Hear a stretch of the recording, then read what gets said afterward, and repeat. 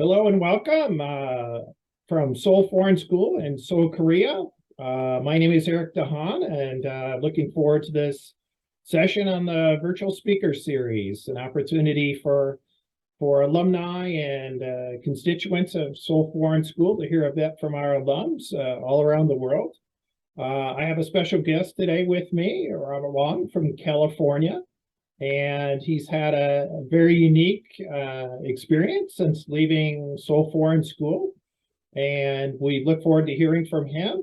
In particular, he is a rabid fan, I would say, of the University of California, Berkeley's football team, the Golden Bears. And we'll hear a bit about that. Welcome, Rob. Yeah, thanks for having And me.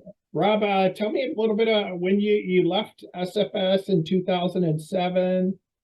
How Yeah, long were you at the school? And uh, so SFS I attended from the fourth grade until I graduated high school in 2007. I can't, is that 98? If I uh, backtrack, if I did the math correctly. Um, yeah, and came here for college and then has been here ever since. I'm in yeah. the Bay So how Area. was it that you were in Korea at that time? Are you what passports do you hold? Oh, I'm an American citizen. Dad's work took us back, and then just happened to end up at Seoul Foreign School. Sure. So what memories do you have any memories that stand out from your time at SFS? There's a bunch. I actually got to meet up with one of my closest friends growing up, Matt Kearney. His parents were teachers there, and his younger brother went there, his older sister went there. He lives out in Chicago. I was out there for the Notre Dame game a couple weeks ago, and I got to Mm. spend the weekend in Chicago, and we got to hang out all of Sunday and Monday, and we're just reminiscing. And I do remember one of the stories we talked about was when we were growing up, and just because the Super Bowl is on Sunday here in the States, but it's a Monday there in Korea. So this is not something that we're proud of, but we were kids. But we used to skip out on class and go back to his house to watch the game, on AFKN or AFN, Sure. just because it's the Super Bowl, it's the one time of the year, so we'd all do that, and there'd be a bunch of us guys just there at his house in his room watching on that little tiny like CRT monitor or CRT TV. Um, Back in so the yeah, those day are when the internet didn't have it, you have to rely on Armed Forces Network, right? yeah, So yeah, we could get the stream going. So yeah, that's just because we're gonna be talking about football and stuff. That's just one of the football related memories that I have growing up. sure, sure. So did you play sports at SFS? Uh, kind of not really. I mean, I tried out for a bunch of teams, of course, with just our buddies. We always did with basketball and others. Basketball's probably the only one I did. But in high school, we had a baseball team for a couple of years, Mm. and we played around there for a little bit. I was the team manager for the men's basketball team. I think my senior year, so I think 2007. Um, so yeah, I'm in that picture somewhere. Uh-huh, Of sure. that team. But yeah, outside that, not really. Not particularly athletic enough to make this team because we had some really athletic people. So where did you attend university after SFS? So that's where I was at the University of California, Berkeley. Oh, okay. Um, and So you're so an alum there. yeah, so that's why I the love for the school is just it's great. Just my Sure. experience. So tell me about what you're involved in. Not what's your day job, first of all, or is this all encompassing your podcast and writing and whatnot? Yeah, it kind of all encompasses. We so it kind of branched off. Originally, we were with a company called SB Nation. We were under the name of California Golden Blogs. But with some law changes here in the state of California, they had to let us go. We actually wanted to continue the community that we had built through the website. And this is years before I had joined. I only joined pretty recently, probably around 2014-ish. But these guys had been writing and talking about the team and for football, men's basketball, and other sports for years. Hmm. And so we wanted to do that, which is why we got together and a couple of us said we'll do all of the heavy lifting to get a new site off the ground. Mm. That actually happened December of 2019, and then we launched in March of 2020, and nothing bad Okay. happened then, right? Right. Not a great year to launch a sports website, but overall, I'm still really thankful to our team and staff and getting that off the ground and just getting content out there. And thankfully, all our readership and community itself migrated over to us or with us as well to our new place. So our new place is Mhm. now called Right for California, which is a little play on the Sons of California school spirit song that we have, because all of us started writing. But when we were at California Golden Blogs, we didn't have a podcast and we wanted to start one. So it was Mhm. me and another buddy of mine, and then he went on to do bigger and better things, and then which is why my current podcast host Andy also. That's when he stepped in about a year later, and then we've been doing that ever since. So this podcast has been going since 2015, so we got about 7 years in now. Yeah. Wow, excellent. Yeah. So how the American football passion come about? Your time in Korea, if you were here a number of years, American football is not that big, but how did you latch onto that? I think it's a combination of things. It's a first. My dad's a huge fan of the sport. He's a big Niners fan. So I grew up off of that. Plus, my particular group of friends, we were very much invested in American sports. So Hmm. we played fantasy football. Even when we were in like middle school and high school, we played fantasy basketball on both on like Yahoo Sports. Right, this is before apps, so you're changing it like on the computer and doing drafts and stuff. So and then of course playing video games, playing Madden, playing NFL Blitz, playing NBA Street, like just that kept us in touch with it. And then yeah, as I said, like those memories that we have of going over to watch a Super Bowl, or talking and watching Sports Center on AFN every day, like when it airs, and seeing the highlight reels. And then towards the Hmm. end of our high school years, like that's when like YouTube and stuff started to take off a little bit. So we did get to see, a little bit more of the highlight reels, non-TV versions. Hmm. And so, yeah, that's what kept it going. And then of course, coming to a university that had a history of good football teams definitely helped as well. Right. Uh, One thing we're talking about SFS these days, kind of coming out of COVID, is this whole idea of community. What advice might you have for like the young students as they head off to university, getting involved and finding their kind of passion and Yeah, kind of American culture wise? I think the like from my class, I remember I was the only one that came to to Cal.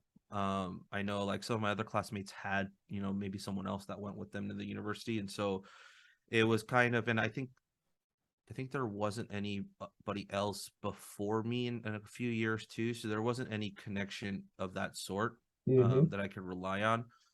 Um, I knew when I got here, like I wanted to immerse myself in collegiate athletics. So, buying tickets to go to games, like spending Saturdays at game day.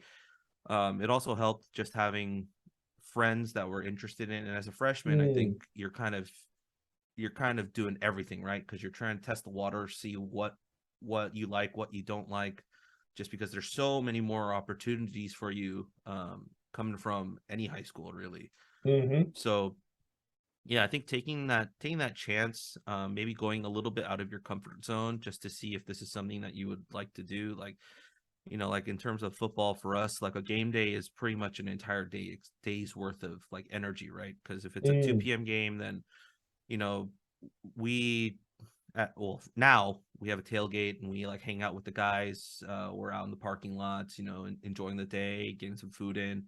And if it's a 2 p.m. game, like you're there, it's probably starting at around 11, and then you head up to the stadium around 1:30. Then you got like a 3-ish hour game, and Hmm. then by that time it's dinner. So your whole day is spent around this one event.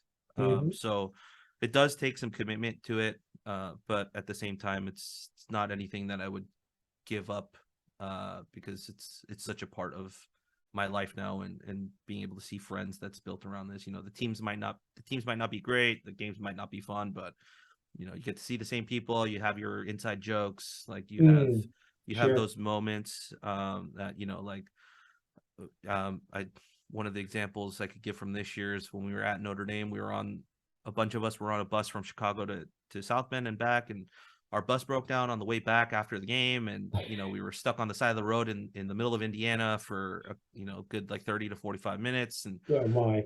it's just, we have so many stories from that. And you Mm. know, when we got back last week to our first home game, or to a home game after that, someone had made a sign that said "Welcome back, survivors of Bus 2." So we were a bunch of us who were on that bus, like we took a picture with it, and it's just all laughters and things like that. So Sure. I think those are the types of things that it builds, particularly when everyone is so, I mean, more so than I am, just so much more about this team, about the program. Like Mm, that's the central thing that brings us all together, but that's made all of us friends. And I think that's the key part, is finding whatever it may be, whether it's dance, whether it's mm, music, whether it's, you know, sports, or whatever, or tech, or whatever thing you might find. I think you'll find a group that's just mm, as invested, if not more, than you. And I think that's what one of the most eye-opening things coming to university after spending time at SFS is, like, wow, there's people just as passionate, and as I said, if not more than I am, about certain subjects. And that's a little bit eye-opening, a little bit mm. of a culture shock. But at the same time, it's like, this is great. Like, I know where I fit in. Sure. No, that's so important. Thinking of our students who, grow up in all different kinds of cultures and, are looking to head off to university and take advantage of their time and their opportunities. And so that's Yeah. great advice. So, what do you see? Like I mean, you always have this passion for the Golden Bears. What's the 10 years look like for you? I mean, is you're looking to grow your platforms and whatnot? Yeah, I think that's the main thing. Uh at this point, all of the staff members, like, we're bought in.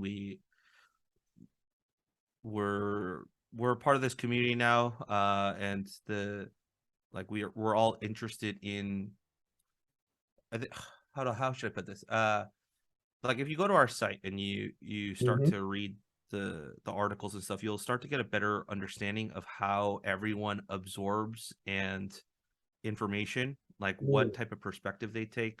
There's guys that do advanced analytics, there's guys that talk about the narrative, there's guys that do historical analysis versus, like, how is this team doing compared to years past. okay. There are guys that just like to throw out hot takes. And the cool thing for us as editors, and you know, the leaders of the site, is being able to cultivate that talent, and to help that grow. And so giving them opportunities to be able to voice how they approach sports, with whether it's football, men's basketball, women's basketball, Olympic sports, whatever it may be. We cover all of those things. So I think that continuing is definitely a must, on top of just growing basically our company at this point. Mm-hmm. And getting to just a point where it's kind of self-sustaining, Right. and it's not as I don't want to say it's automatic, but there could be some things that become automated, and hopefully that's in the near future. Mm-hmm. So thinking about your peers that are your friends, you're connected with alums at SFS, and you see them and stuff. What advice might you give to like students in the longer term as they get into their careers and kind of life in general, based on your experience?